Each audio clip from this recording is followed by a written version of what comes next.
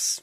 No, I have clarification issues that I need help with. So the paper was written by the guy named Heisenberg, and there is a famous thing called the Heisenberg uncertainty principle, which I summarize as saying that the position and momentum of a particle cannot be precisely determined or measured simultaneously, or perhaps even at all. That the uncertainty in those values cannot be less than a constant, and that was Planck's constant. That this is an extremely small number. It is not noticeable in our daily life, but it is inherent, and it is not a limitation of our technology. It's a fact of life that there's this uncertainty in the quantum space, or whatever you want to call it. Is that fair? Sure. Yes. It's the joint uncertainty together. You can't determine the position and the momentum at the same time. To an arbitrary, right. To arbitrary precision. If you're perfectly precise about one, then you couldn't know the other at all. Exactly. But if you are just halfway precise about one, then you can be halfway precise about the other. Okay. And that's important because he says, look, this is not about a lack of information. It's not that in measuring one, you lack information about the other. It's that there's inherent uncertainty in the process of measurement, because measurement is part of the system as opposed to the idea that there's something out there that's happening that you're then measuring.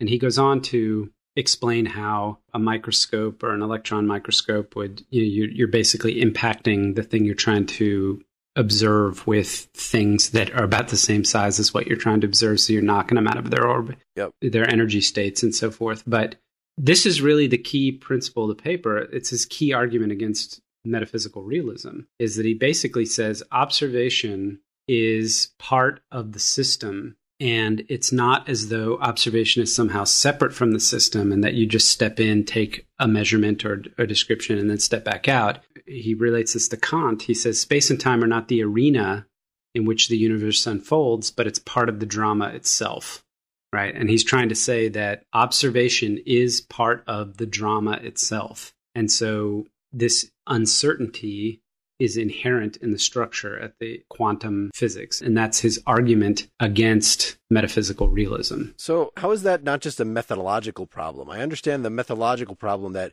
if I, shine a light on this thing to take a measurement, then because of the wavelength of light and things, it will push it out of its orbit. And so it screws up the measurement to look at it. Nothing about that way of describing it implies a lack of metaphysical realism. It implies an epistemological problem of knowing both of these things. I had the same question, which I think he tries to answer later, but I'm going to let Dylan respond to. Well, it's not clear to me that, I would have linked the metaphysical realism question to the probability interpretation of the wave function. Not being a trained philosopher, I would have linked the uncertainty principle to a kind of epistemological problem. There are a couple different things going on. He wants to say exactly what Seth paraphrased, that the point of the uncertainty principle is that when you look at something, you inexorably affect it. And so there's a kind of bite of your environment every time you go to look at anything. But that, I think, is a little bit different than talking about the state of the system itself or the state of the particle as a wave function that is fundamentally probabilistic about where it is or where it's going to land or its path. One consequence of the wave function is, back in this double slit experiment, is you would say, well, not only is there's this interference, but when I send a photon through this double slit, I'm not going to be able to tell you where it's going to land on my screen. I'll be able to tell you likelihoods about where it's going to land, but I can't in any way tell you where it's going to land. And that's in addition to the interference issue. And so saying that the position and the momentum can't be resolved together, there's going to be a link. That piece is going to be in the wave function, but I guess I think of the wave function being probabilistic as being an extra part. As Wes had articulated, you get this effect of interference in the double slit experiment that you get with just shooting regular light through. If you do it one photon at a time, one piece of light at a time, you accumulate this interference pattern. But if you were to put a detector at the exit of one of the slits and have it click off when the photon went through that slit. So he essentially kept track of which slit it went through. The interference pattern goes away. You won't see it anymore because you fixed the path. Whoa, say that again. If you change the observation point, essentially if you change it from the thing that's measuring the interference pattern on the wall, quote unquote, on the other side, if you interject something to observe in between there, you'll completely disrupt the interference pattern? Yes, that's exactly right. You have to disrupt it in a particular way. That is, you have to essentially restrict which path the light could have traveled along. And you can do this experiment in lots of different ways, but the end result is that you get the interference as long as both paths are possible for the photon, that it could have gone through one or the other, or essentially both. But if you determine one of the paths, or in fact, in principle determine it, you don't have to have actually made a measurement, but if you restrict the paths that it can go on, then you won't get any interference. You get the same effect. You can do these things called delayed choice experiments, which are also pretty bizarre, but you effectively shine the light, and then before the photon would reach the screen, but after it would have gone through the slits, you close one of the slits.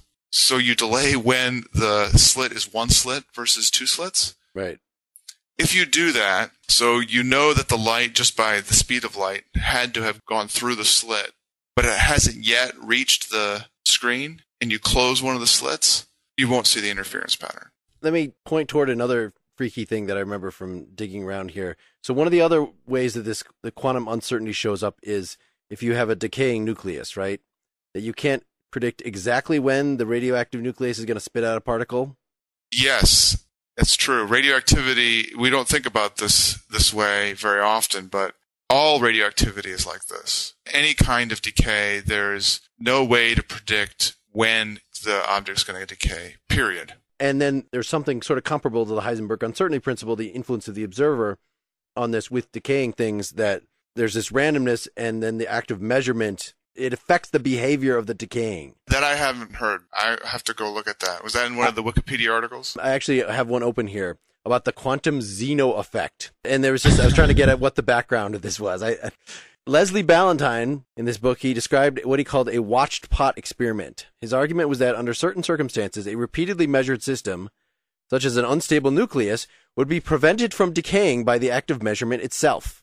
So in the same way, at least even if we don't understand what the background of this is, with the decaying nucleus and how the observers affect it, that at least was, is comparable to what's going on with what you're describing with the photons. And he initially presented this as a reductio ad absurdum against the idea of wave function collapse, right?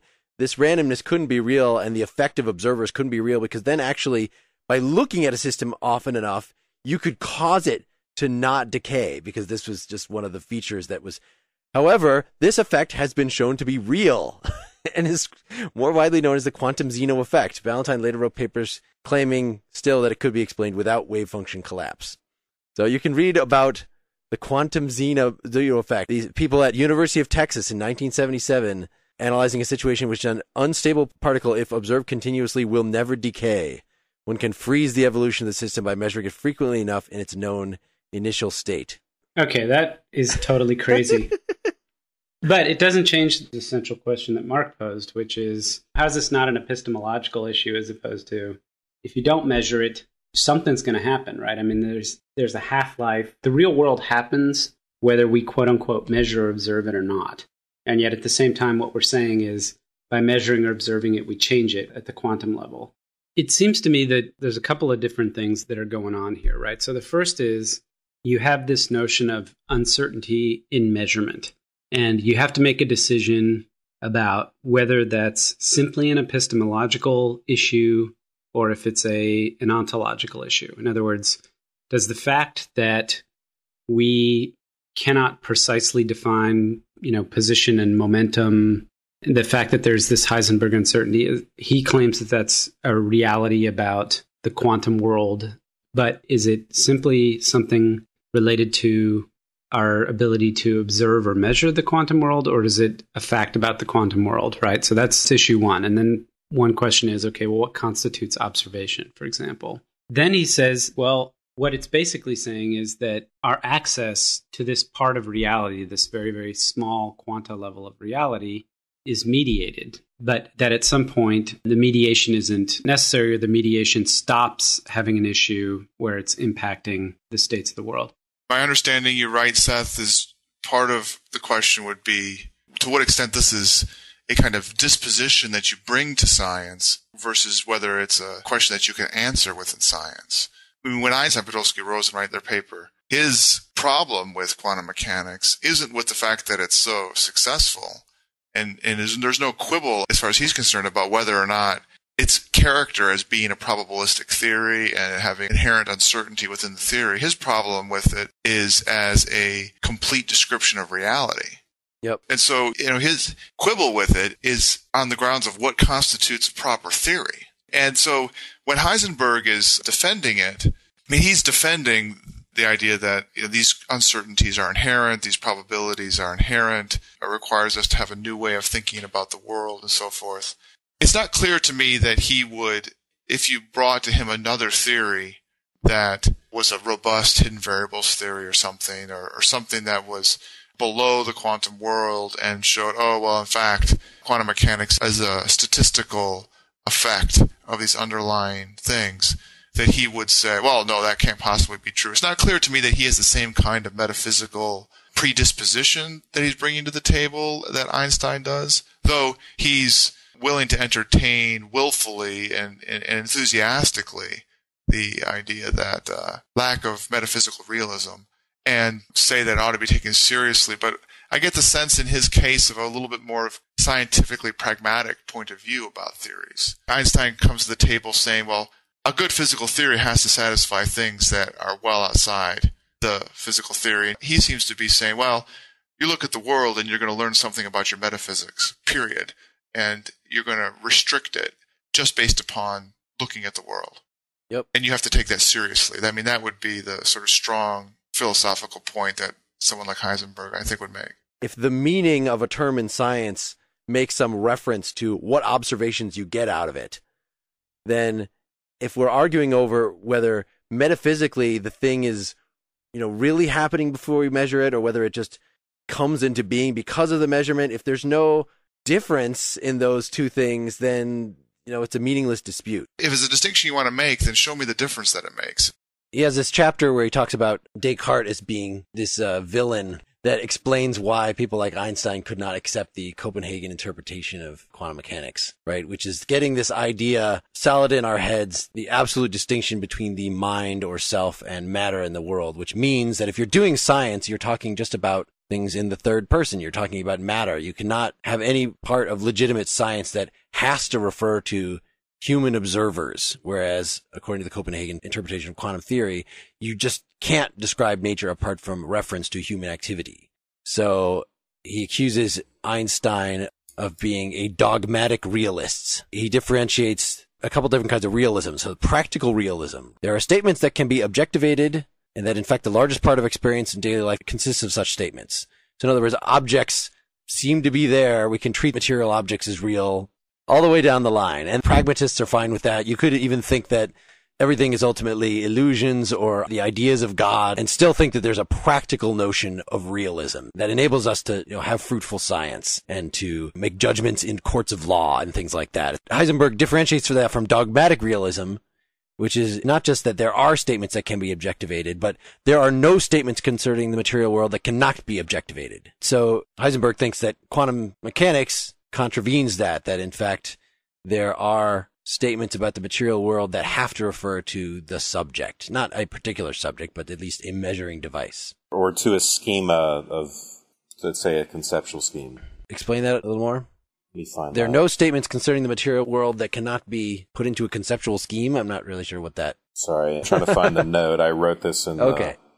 Well, I'll give the third kind. He distinguishes this from metaphysical realism that goes beyond just this, there are no statements concerning the material world that cannot be objectivated, to say that these things really exist, right? That there really is an objective reality. It's not just our statements about it, but it's this metaphysical realism. And he says, this is in fact what Descartes tried to prove by the argument that God cannot have deceived us. The statement that things really exist is different from the statement of dogmatic realism.